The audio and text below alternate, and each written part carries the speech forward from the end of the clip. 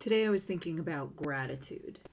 Now, there's a lot of talk about gratitude, how we should really endeavor to live in a state of grace, gratitude to God, to those we love, maybe doing a list of what we're grateful for in the morning and in the evening. I think these are all beautiful practices.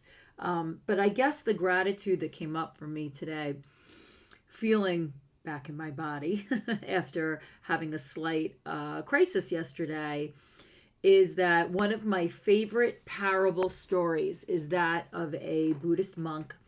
And he talks about the gratitude that you have when you have a toothache versus the relief of not having a toothache.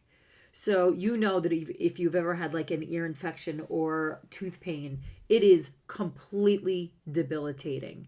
You cannot focus on anything else. You might be able to like work a little bit if you have a cold, even like the flu sucks, but tooth pain is just so consuming, right? So the idea that he wakes up every day with this attitude of, wow, my tooth doesn't hurt.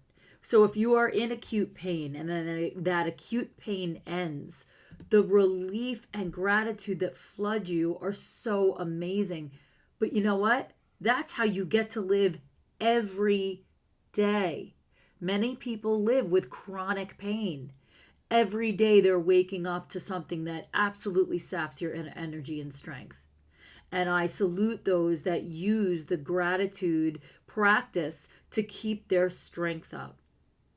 But for those of us who happen to be able to have a pretty pain-free body on the regular, I can't stress enough to you how that in itself, that ability of your body to move and function, I offer for you to not take it for granted.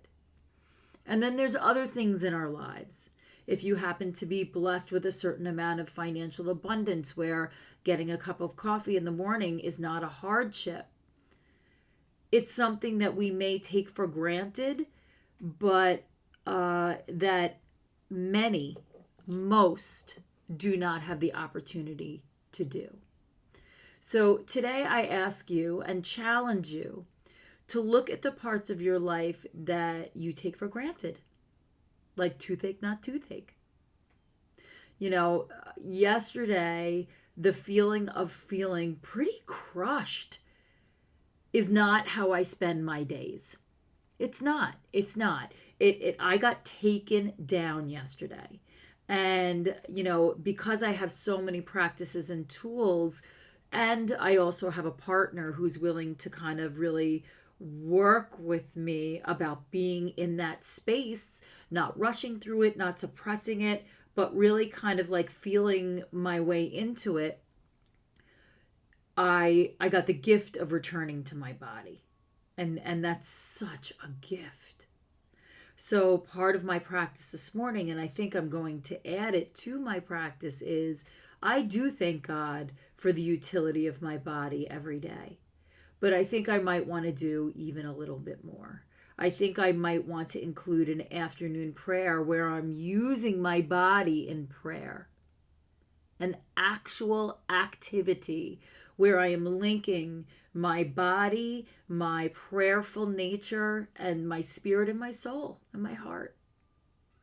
Because that's how grateful I am on the regular. Like I get to exist in a pretty solid state. Now I work hard to get there, and there's tons of ups and downs, but I have more good days than bad. And I don't take that for granted. But I do sometimes. And so yesterday was a really good wake-up call that's that's the aberration. I don't live there. And many people do. People that suffer with depression live there. And I get it. I'm sensitive to it. I was there when I was young. I was there when I was married. And it was suppressed. So I was deeply depressed, but refused to even acknowledge it. It wasn't an option. So today I honor today. I honor this very day. And I offer you that blessing, and I offer you that inquiry. What's one thing today that you may be part of your ritual that you could be really grateful for?